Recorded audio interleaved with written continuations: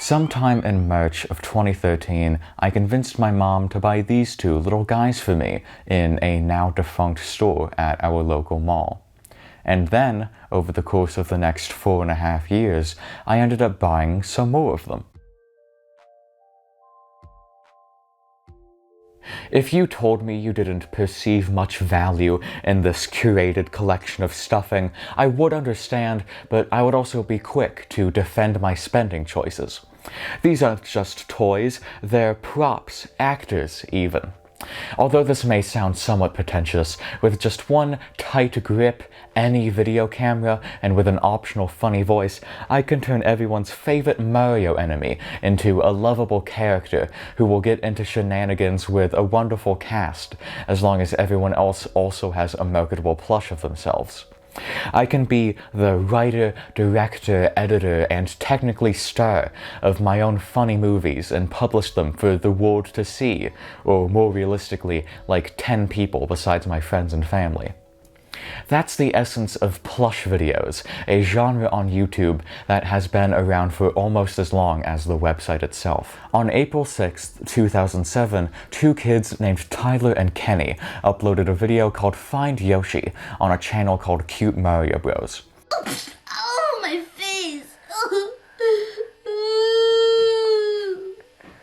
This video is almost 8 minutes of these two guys playing around with a Mario figure and a Luigi plush, acting out a story in which the two of them surprise attempt to find Yoshi.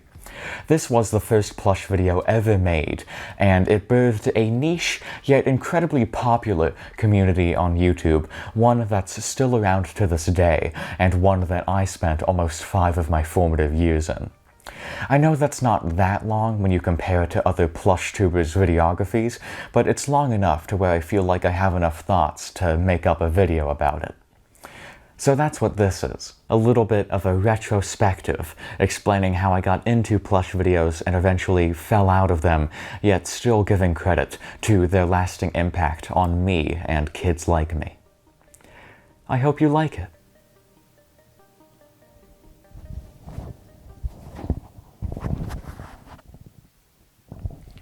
Oh, this microphone's nice.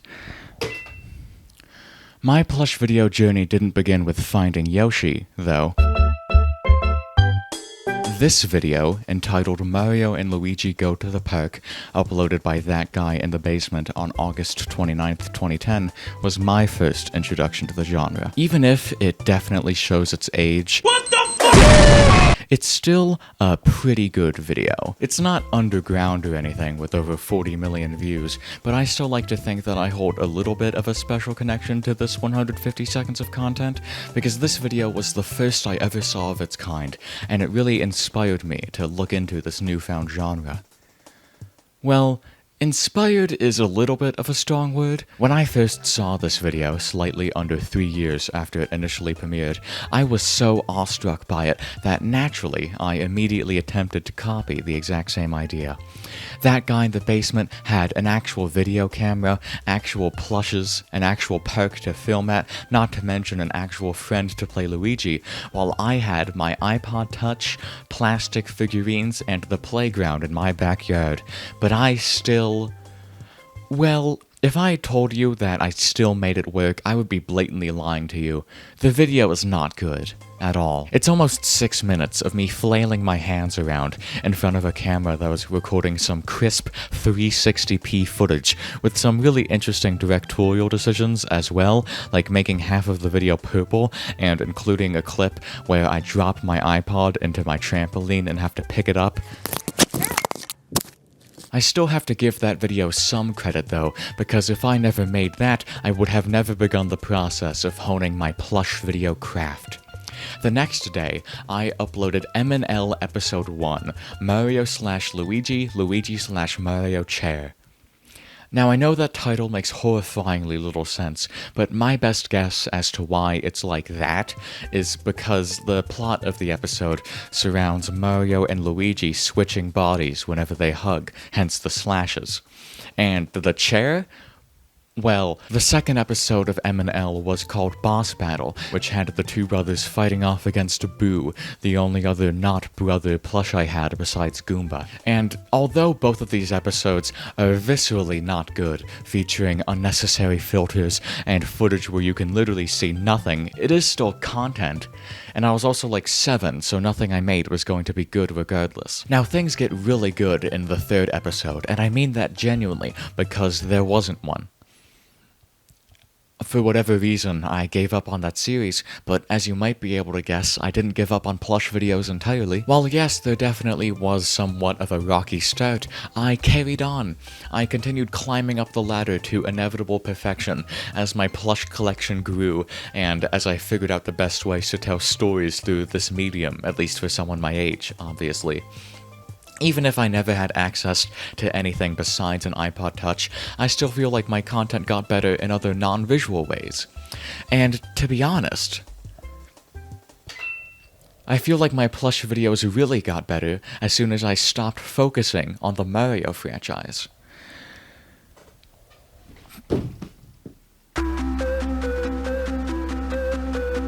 So have you heard of Five Nights at Freddy's? You know, that horror game about trying to stop murdered children haunting animatronics from killing you? You know what merchandise I would have really expected from a franchise like that? Stuffed animals! As soon as FNAF started getting popular, there was an unsurprising abundance of plush videos like Five Nights at Mario's or something similar, some of which were even mine.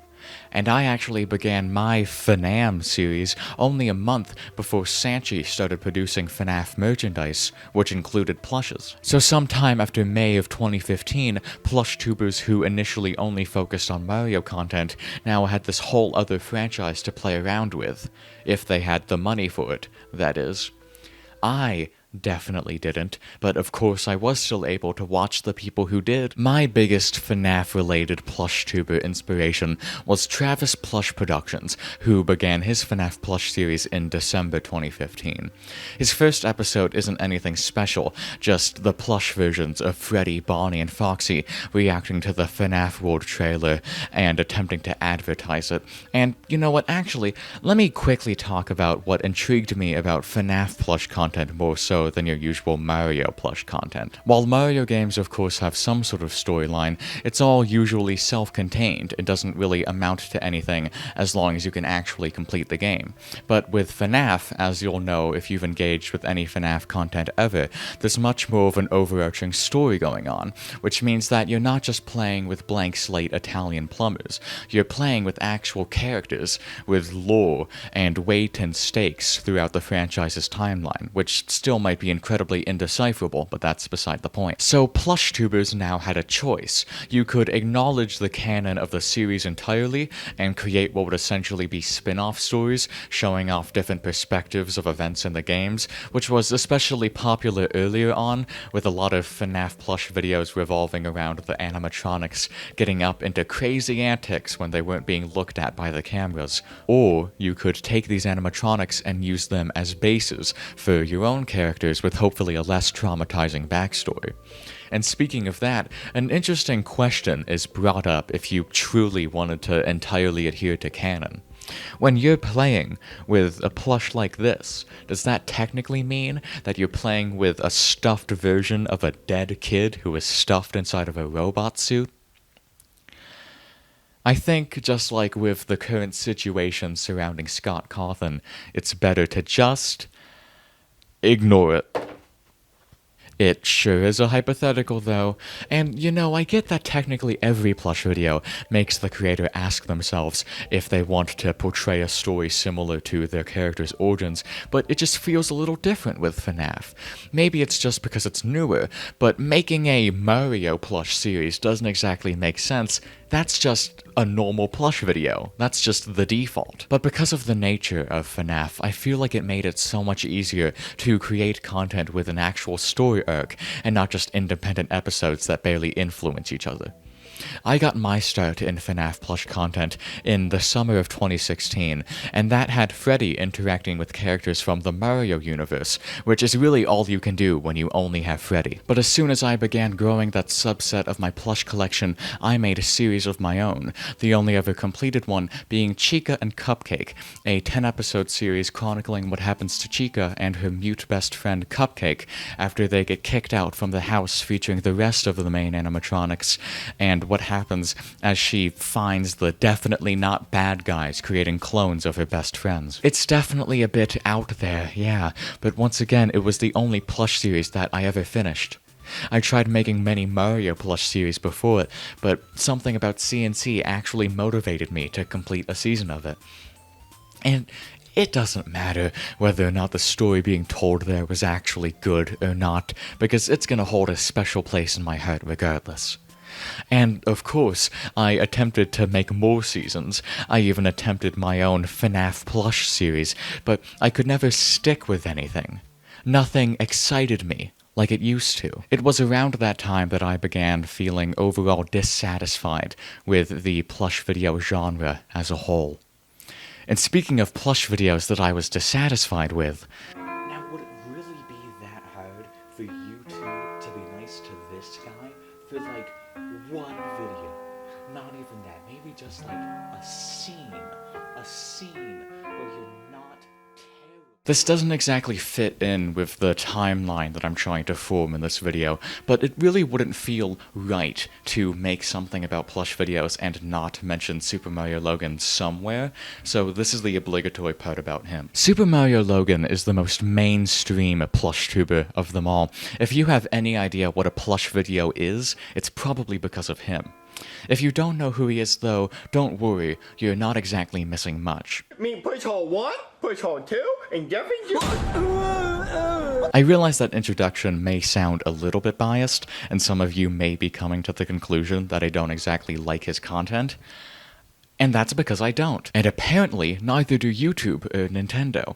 Back in 2018, YouTube removed SML's channel from the partner program, effectively firing him, which began this years-long nightmare of him continuously moving from alternate channel to alternate channel, attempting to keep monetization going, which rarely worked for long. SML really seems to cater to the children who want to appear much more mature than they are for the sake of impressing their friends demographic, just like with South Park and similar media. And you know, I'm sure YouTube wouldn't have an issue with content that looks like it's being targeted to kids being blatantly offensive.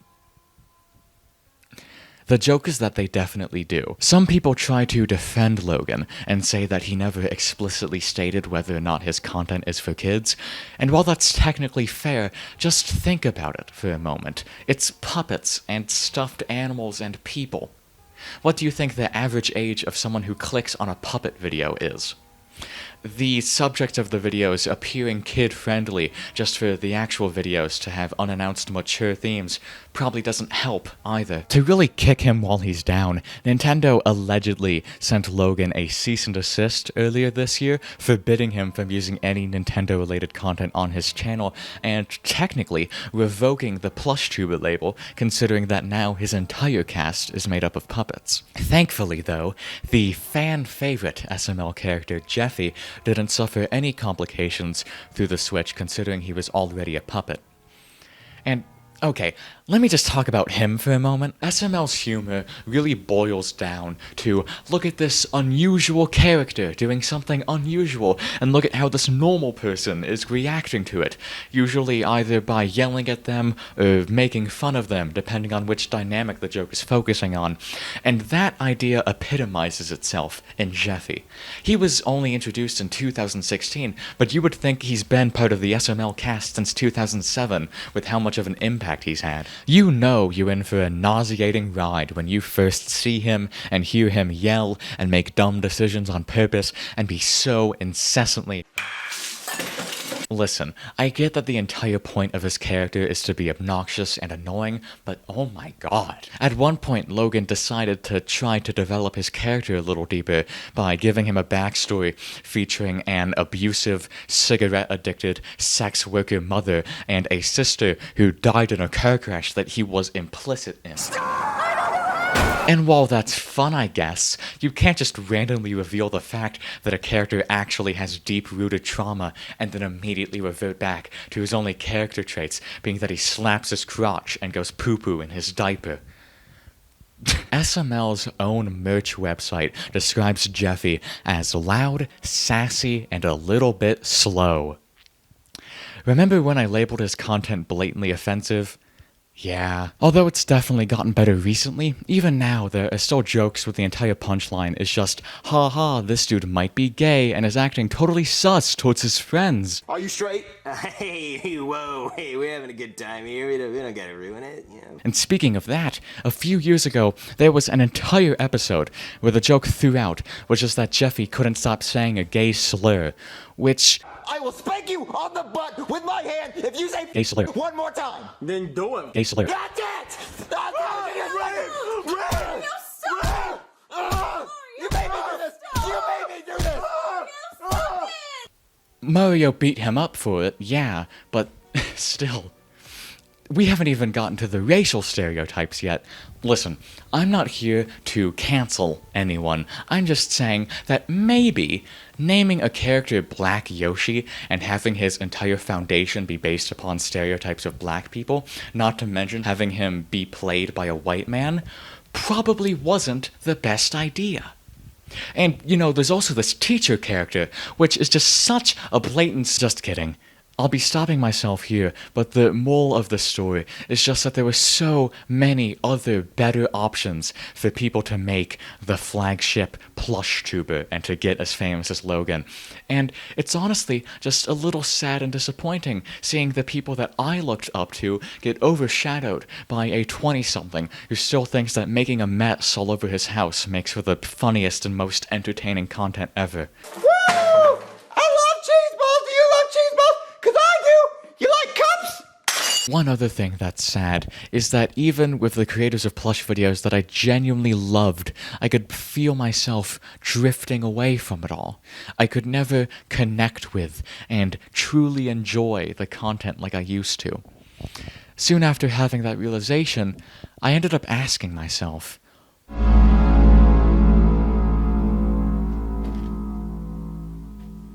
I'm gonna start this off with what seems like a distant tangent, but I promise I'm gonna relate it all back to the topic at hand. Just give me a moment. Let's talk about cringe culture. If you're not familiar with the concept, cringe culture is the result of a specific era of commentary content on YouTube around 2016, but really whenever Leafy's here was in his prime. And if you don't know who that is, keep it that way. Don't Google him, don't burden yourself. While modern commentary usually takes the route of finding someone that the creator believes is doing something wrong or maybe just weird and reprimanding them for it, a few years ago, a lot of commentary videos simply targeted kids being kids. And suddenly a child just having fun could be put on blast for hundreds of thousands or maybe even millions of people to point and laugh at and call cringe, with the commentator and commenters grasping at any and every straw they can find to somehow justify cyberbullying someone with a barely developed brain. Now that is the true distinctive sound of turning on the television. If your television or radio doesn't sound like it's from a time machine, if it's not a time machine, you got the wrong type of television, buddy. And I should clarify, it wasn't always just kids. So many times, it was just someone unabashedly enjoying life, or participating in something that brings them joy, and innocently thinking that maybe putting that out on the internet could bring someone else joy too. And yeah, maybe they brought some joy to some other people, but what made those other people happy was clowning on someone who didn't deserve it at all. I bring all of this up because as the years progressed, and as I continued making plush videos, I ended up accidentally developing an audience that thought plush videos were cringe, and that demotivated me entirely. I didn't want to be perceived as cringe. The prospect of becoming the subject of one of those "this is so cringy" type commentary videos was unreasonably scary. So eventually, I just stopped. In late 2017, I made my last Plush videos. They were for the series of mine called Ennard, inspired by early Stranger Things, which surrounded the titular Ennard attempting to save his friends after he got possessed and had this evil version of himself send his friends into a new realm. Ignoring a prologue, I only ever made one episode of that series before I got into a little bit of YouTube drama, where one of the opposing side's talking points was just that I was cringe for playing with toys, which was the end of that. The last plush that I ever bought was an alternate version of Ennard, one with a darker eye, which I used in the series to indicate whenever he was possessed. Ever since I moved houses for the second time back in the summer of 2019, all of my plushes have just been collecting dust into storage bins that I keep in my closet. Even if, in recent years, people have been trying to insist that, woohoo, cringe culture is dead, like what you like, I feel like it still lives on in a lot of our minds in what I like to call internalized cringe phobia, a term that I think/hope that I've coined, explaining some people's reluctance to have interests out of the fear that they'll be made fun of for them. I feel like I definitely suffer from that, and it really makes me feel like less of a person sometimes, unable to really attach myself to things like how I see my peers do, and unable to shamelessly be me out of the fear that someone out there might think that whatever I do, or whoever I am, is cringe. Before this turns into therapy, I should say that the fall of Plush videos isn't just because of cringe culture, that's just why I gave up. When I began research for this video, and by that I just mean refamiliarizing myself with modern Plush content, out of morbid curiosity I searched FNAF Plush Among Us, and unsurprisingly I got way too many results. The first videos that I clicked on were created by this dude named Sly Pie, who I've never heard of, and began with immediate calls to action, like announcing merch, or begging the majority of his viewers to subscribe to him, which I know is common practice these days, but still never fails to off-put me. And as I watched these plushes do tasks and call each other sus during emergency meetings, I thought about how these are the type of videos that the current generation of kids get to watch. And when I searched up the names of the PlushTubers that I enjoyed as a kid, like Epic Mario Bros, Mario Luigi Plushie Bros, the Super Plushie Bros, after laughing about how all of them have the exact same naming conventions, I was saddened by the fact that none of them actually create content anymore. They've either quit, gone dormant, or deleted their channels entirely. Even Cute Mario Bros, the foundation of everything that I'm talking about, quit back in 2020. And that's when I realized the reason why modern Plush content feels so off to me, and the reason why I can never connect with it like I used to, is because the only PlushTubers who are still active today only continue because they have fully succumbed to the requirements of being a modern YouTuber, which I think ruins the magic a little, if I may be so bold. Plush videos shouldn't include desperate attempts to please an algorithm or cries for engagement. They should just be fun, right? What made Plush videos good is that they were sometimes bad, and that was okay. While people can obviously take the art of making Plush videos seriously, that's not what the genre was founded on, you know? It just feels like the essence of Plush videos has been replaced with mindless trend following, or content devoid of any special meaning. And yeah, hopefully, there are still people genuinely trying to put meaning into their videos, but they're probably getting demotivated as they realize that they're not doing as good as everyone else anyways. It just feels like the entire genre's in a little bit of a rut. Admittedly just like this video, but hey, at least for me, I think there's still a pretty easy way that I can dig myself out of this hole.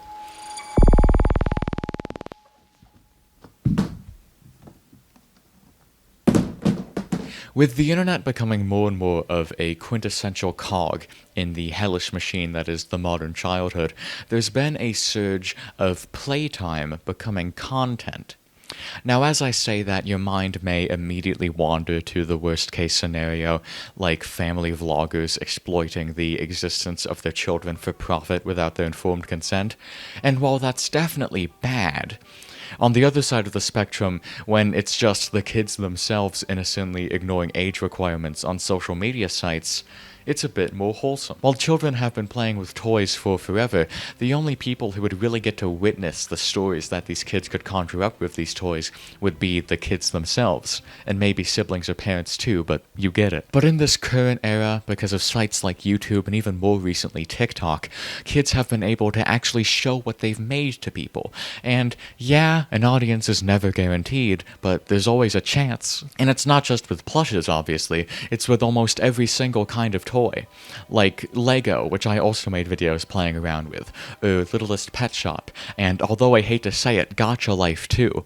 Even if every time I see a Gacha Life video I'm horrified and instinctively close out of it as soon as possible, I respect that it's a thing that some people, especially young and really weird ones, genuinely enjoy creating and watching. And speaking of that, there's an entire digital side to things as well. Maybe you're not playing with actual toys, but the experiences that you can make through Roblox and the stories that you can tell through Minecraft are truly amazing. And that's what's beautiful about plush videos and similar content. Even if I don't enjoy much of it anymore, I still deeply appreciate how this genre gave kids their first opportunities to be storytellers.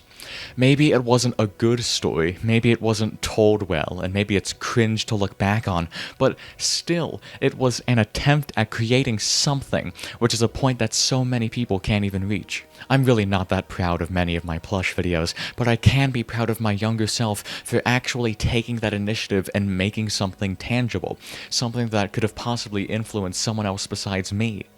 Maybe I inspired some other kid to directly copy me the way that I copied that guy in the basement. And that's the message that I'd like to leave you all with. I know that many people watching this are probably too old for this idea to actually mean something, but if you are younger and you are genuinely interested in creating and you're not entirely burdened by life yet, then create that thing.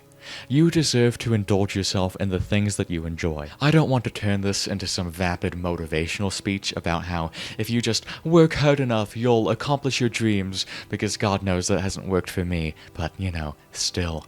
Maybe you won't have that much of an audience starting out, but if you make your thing, and you continue making things that make you happy, and also if you're just incredibly lucky, then maybe, just maybe, you'll get a single like.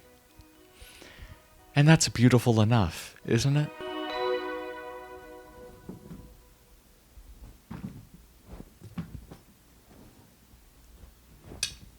Wow, first time I've had to film myself in this shot since October.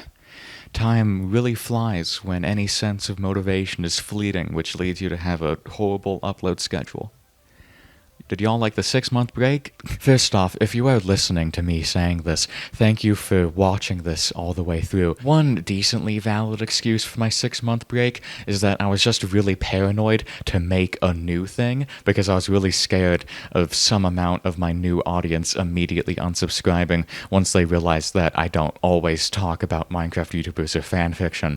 But hopefully I'm gonna stay above 400, so if you did come from something about heat waves, and you did like this, and you're not unsubscribing, thanks. Genuinely. And I do realize that some people might be able to call out hypocrisy, asking, like, yo, hey, in this video, if you're so incredibly insistent that people should unabashedly be able to indulge in their interests, why did you make a 30-minute long video bashing Minecraft YouTubers? And that's a decently fair point, but my hopefully decently fair defense is that I feel like people indulge in their interest in Minecraft YouTubers in a way that is harmful. Whether to them or to the people they're close to, or implicitly en masse to the creators themselves. Hopefully I used that word correctly.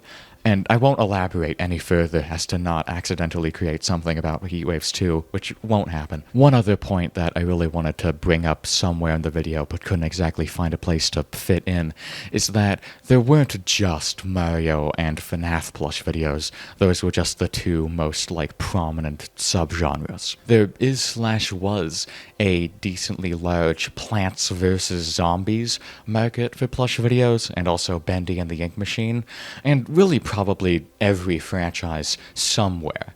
But you know. Okay, I think we're actually done. My back is starting to hurt from this bend that I'm putting myself in, so I'm gonna wrap this up quick. Hopefully this segment wasn't too long. Hopefully the video itself wasn't too long. Hopefully you liked the video. Hopefully you like the video. And subscribe and share and everything else. See you in an amount of time that is hopefully less than 6 months. Thank you for everything.